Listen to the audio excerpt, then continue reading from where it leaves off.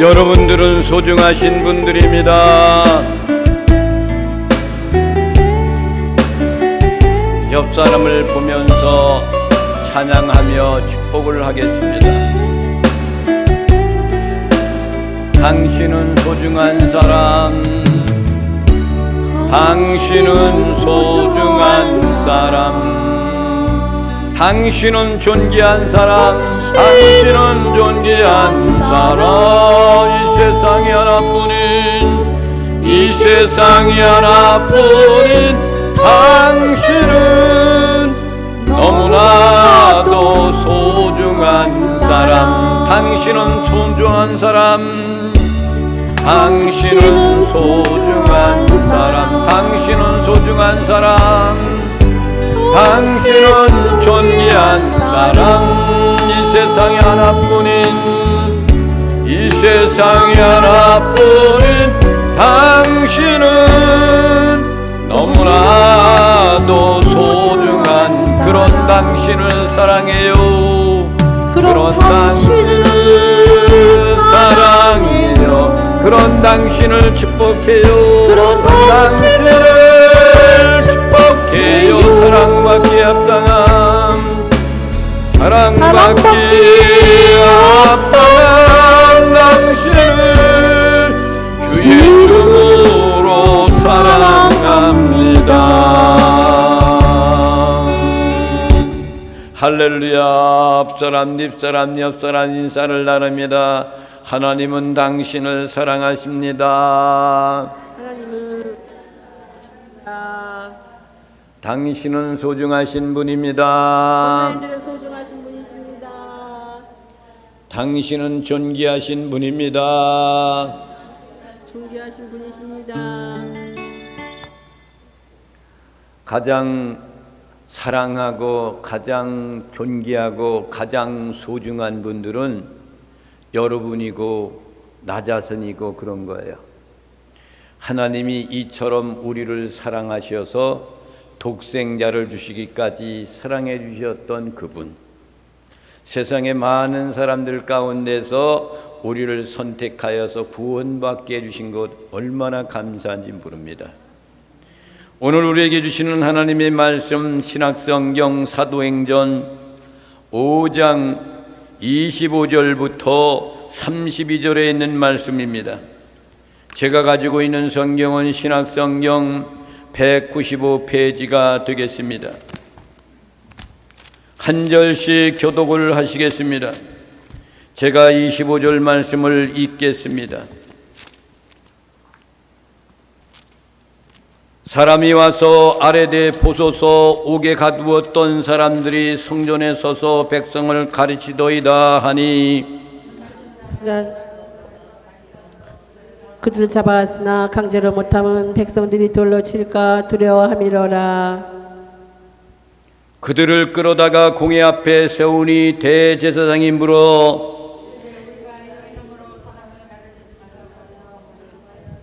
너희가 너희 가르침을 예루살렘에 가득하게 하니 이 사람의 피를 우리에게로 돌리고자 함이로라. 베드로와 사도들이 대답하여 이르되 사람보다 하나님께 순종한 것이 마땅하니라. 너희가 나무에 달려 죽인 예수를 우리 조상의 하나님이 살리시고 이스라엘에게 회개함과 죄사함을 주시려고 그를 오른손으로 높이사 임금과 구주로 삼으셨느니라. 우리는 이 일의 증인이여 하나님이 자기에게 순종하는 사람에게 주신 성령도 그러하니라 하더라. 할렐루야. 아멘. 예루살렘 교회, 초대교회 사도들의 모습이 예수 그리스도의 복음을 전하는 것, 그는 십자가에 못 박히시고 3일 만에 부활하셨다. 그 복음의 말씀을 그들이 전하면서 능력이 나타났는데 병자들을 고치는 능력, 마귀 사탄들이 물러가 눌린 자들에게 고쳐주는 역사, 이것은 그리스도의 부활을 전하는 그들에게 놀라운 역사가 일어난 겁니다. 근데 공회원들이 이 소식을 알게 되는 거죠. 대제사장들, 서기관들, 바리새인들. 그리하여서 그들을 옥에 가두었다가 내보내면서 예수 그리스도의 복음에 대한 것을 전하지도 말아라, 말하지도 말아라 했는데도 그들이 그렇게 하니까 이것을 듣는 그들은 사도들과의 시기가 분쟁이 일어나기 시작하여서 그들을 옥에 가두게 됩니다. 다시 옥에 가두는 거예요. 근데 옥중에서 있는데 밤중쯤 주의사자가 사도들을 감옥에 들어간 사람들을 찾아오시는 거예요. 찾아오셔가지고 옥문을 열고 사도들을 끌어내려주고 그들에게 당부합니다. 너희들은 거룩한 성전에 가서 거기 서서 하나님의 생명의 말씀을 다 백성들에게 말하라, 가르쳐라 이거예요. 그들이 듣고 새벽에 성전에 들어가서 많은 사람들 앞에 가르칩니다. 대제사장과 그와 함께 있던 사람들이 다시금 들어와서 산헤드린 공회들을 모아놓고 감옥에 보냈던 그 사도들 불러다가 다시금 꾸짖어서 보내려고 하는 거예요. 그래서 사람들을 모아놓고 감옥에 다시 사람들을 보내서 그들을 데려오게끔 잡아오게끔 했지만은 그 부하들이 가서 옥에 가보니까 어떤 일이 일어났습니까? 그곳에는 사도들이 하나도 없어요. 그리고 옥문은 든든하게 서 있고 잠겨 있는데 지키는 사람들도 버젓이 그냥 서 있는 거예요. 성전 맡은 자들에게 제자들에게 가서 이에 대한 것을 말하면서 의욕을 느끼게 합니다.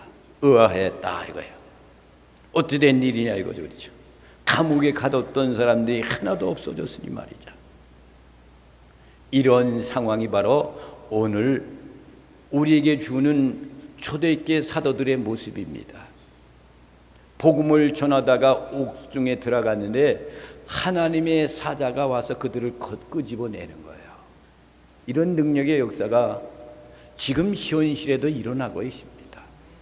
할렐루야. 25절에 있는 말씀을 보겠습니다. 시작. 사람이 와서 알리되 보소서 옥에 가두었던 사람들이 성전에 서서 백성을 가르치더이다 하니 이 소식에 대한 것을 알고 있었던 사람들의 들려오는 소식이 사람이 와서 아뢰되 그 사람들이 본 거예요. 옥에서 가두었던 사람들이 성전에서 서서 백성들한테 하나님의 말씀을 가르치도다 이걸 가르치고 있다 이거지. 그러니까 여기서 보소서 그 얘기는 무슨 얘기냐면 보라 이거야. 볼지어다 이 말이에요. 들어봐라 다 들어봐라 이거죠. 볼지어다. 옥에 가두었던 사람들이 옥에 있지 않고 성전에서 하나님의 말씀을 가르친다. 얼마나 능력의 역사입니까? 아무리 억압을 주고 한다 할지라도 사도들이 옥중에 들어가 있는데 주의 사자가 와가지고 그들을 끄집어내가지고 너희들이 성전에 가서 하나님의 말씀을 가르쳐라 이 말씀을 하는 대로 이들은 순종하고 또 가는 거예요. 아멘. 하나님의 사람들은 믿음의 사람들은 어떠한 그런 상황과 어려움이 온다 할지라도 하나님이 나와 함께 한다는 믿음을 갖고 달려갔던 그들의 모습과 같이 우리도 그 길을 걸어가는 나와 여러분이 되시기를 주님의 이름으로 부탁을 드립니다. 아멘. 할렐루야. 아멘. 26절에 있는 말씀을 봅니다. 성경 말씀으로 돌아가야 되네. 주여 왜 이럽니까? 안 된대요. 성경 말씀 26절 말씀을 봅니다. 시작. 성전 맡은 자가 부하들과 같이 가서 그들을 잡아왔으나 강제로 못하면 백성들이 돌로 칠까 두려워함이더라. 성전 맡은 사람들, 경비원들 이런 사람들이 그들을 잡으러 다시금 성전에 가서 그들을 강제로 그들을 끄집어오고 때리고 그런 일을 하지 못했다 이거예요. 왜 그랬을까요? 백성들이 돌로 칠까 봐. 그러면은 그 당시에 많은 유대인들 백성들이 예수님의 복음을 대한 것, 그리스도의 십자가에 못 박혀 돌아가시고 3일 만에 부활했다는 사실에 대한 것을 너무나도 많이 알고 있는 거예요. 그래서 사도들의 말을 귀 들여서 청취하고 싶고 보고 싶고 그랬던 시대란 말이에요. 만약에 사도들 붙잡아 오려고 하는 경비원이 있으면 돌로 쳐 죽이려고, 때려 이렇게 하려고 했다 이거죠. 그렇기 때문에 이들이 강제적으로 폭력을 사용하지 못하고 신사적으로 그들을 데리고 갔다 이거예요. 그러니까 백성들은 사도들의 편이요. 그러니까 이미 이렇게 기울어진 거란 말이죠. 27절 28절 말씀을 봅니다. 시작. 그들을 끌어다가 공회 앞에 세우니 대제사장이 물어 이르되 우리가 이 이름으로 사람을 가르치지 말라고 언금하였으되 너희가 너희 가르침을 예루살렘에 가득하게 하니 이 사람의 피를 우리에게로 돌리고자 함이로다.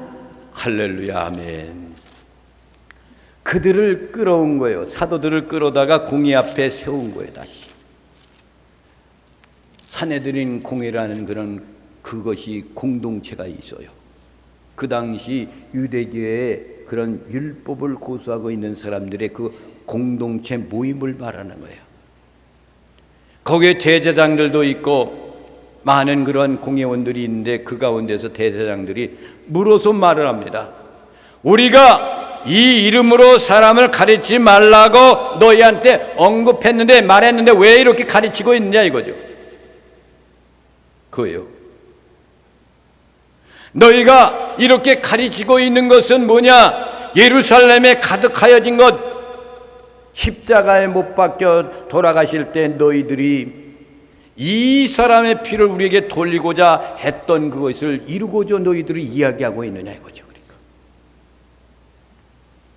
그러니까 이 말은 무슨 얘기냐면은 이 공회원들은 첫 번째 이 사도들을 다시금 붙잡아가 옥에 가두고 이렇게 하고 하는 일은 뭐냐? 첫 번째 일은 뭐냐면은 사도들이 공회 결정을 무시하고 결정된 사항, 그렇기 때문에 다시는 그런 말을 안 하는 걸로 조건으로 너희들을 풀어주었는데 왜 나가서 예수 그리스도의 복음을 가르치느냐는 추궁하는 거죠. 그러니까 첫 번째적인 요구는 그거예요.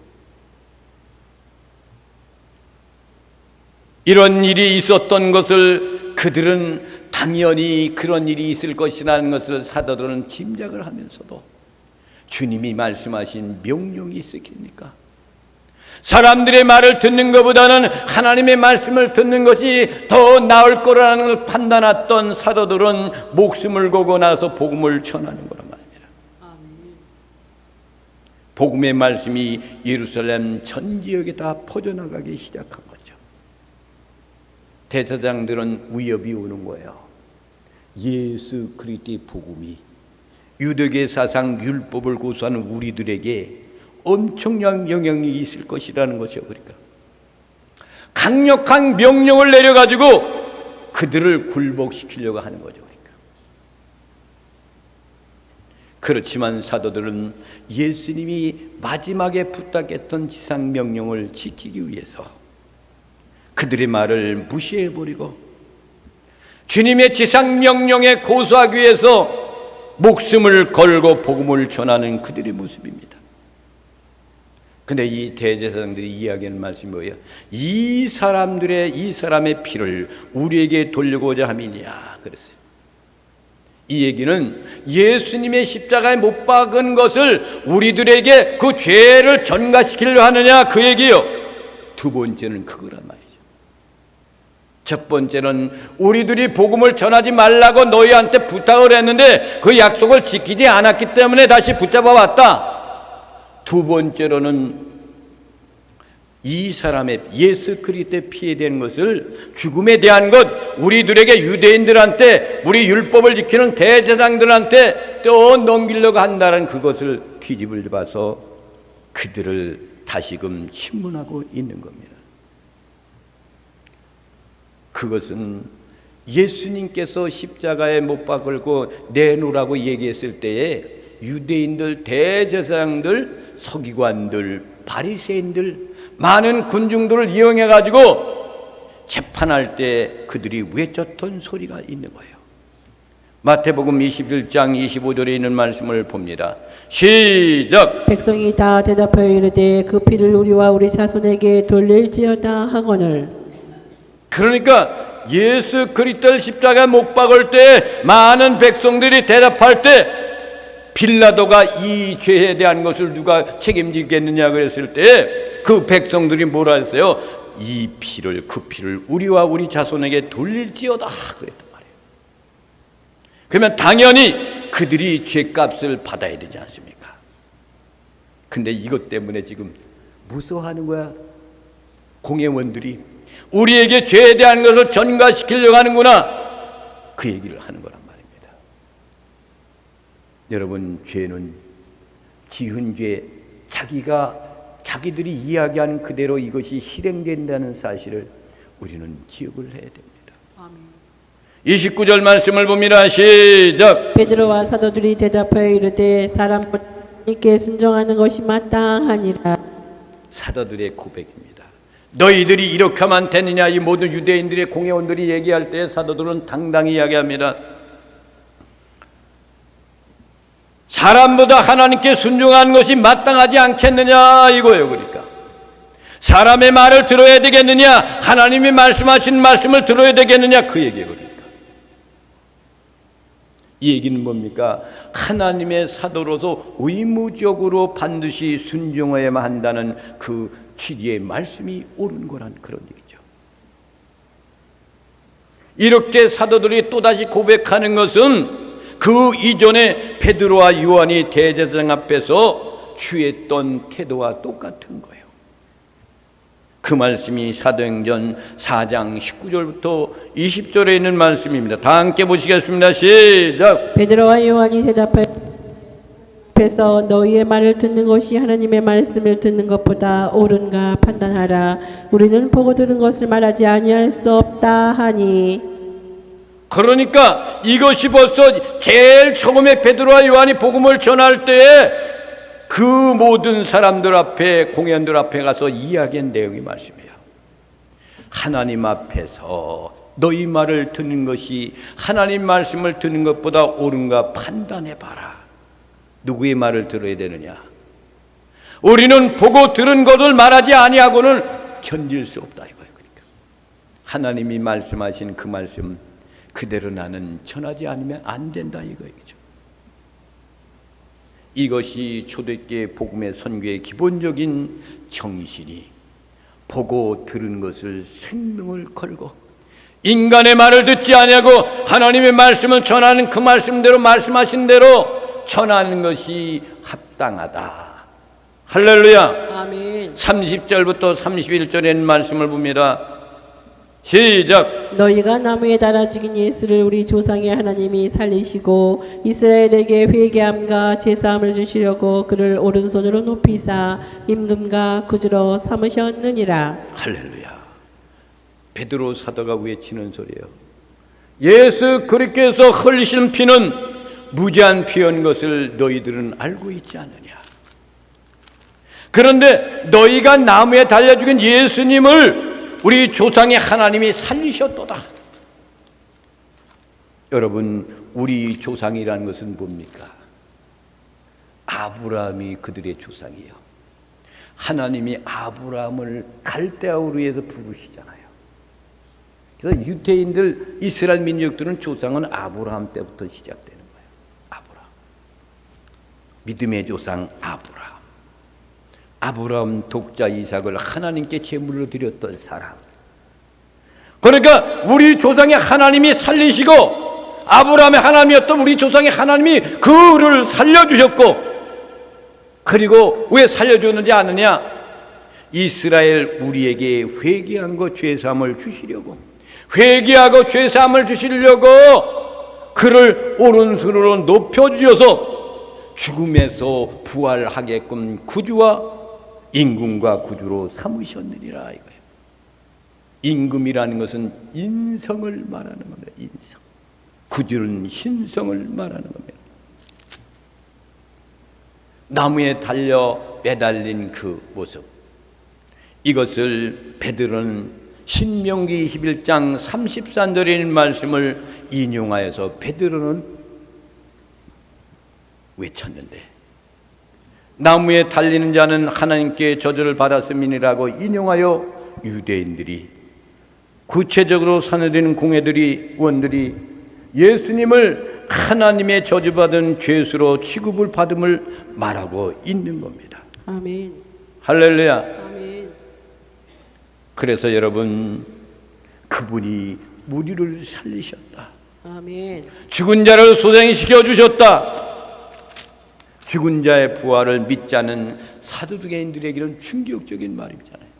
어떻게 사람이 다시 부활하느냐. 목격했는데도 이들은 부인하는 거예요. 그러니까 이것은 왜 그들에게 이런 것을 했어요? 이스라엘에게 회개함과 죄 사함을 주시려고 그랬단 말이에요. 회개의 제사함이라는 것은 뭐냐면 그리스도께서 그의 백성들을 구원하시기 위하여 마련한 방편의 한 그 시점으로 가서 이루어져만이 되는 거예요.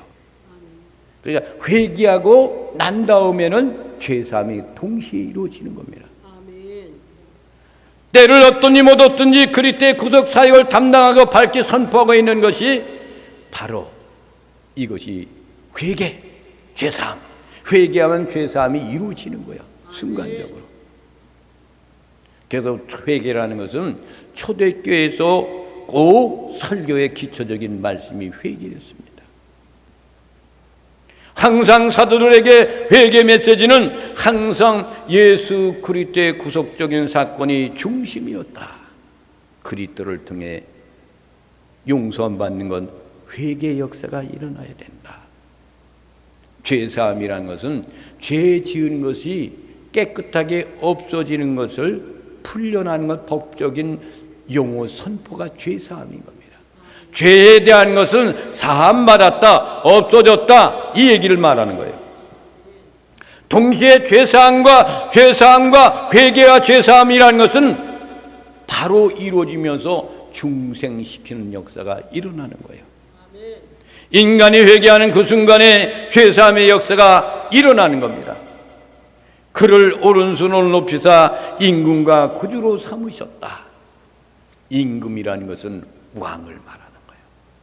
이것을 인성을 말하는, 예수 그리스도를 왕으로, 구주로, 이건 신성을 말하는 거랍니다.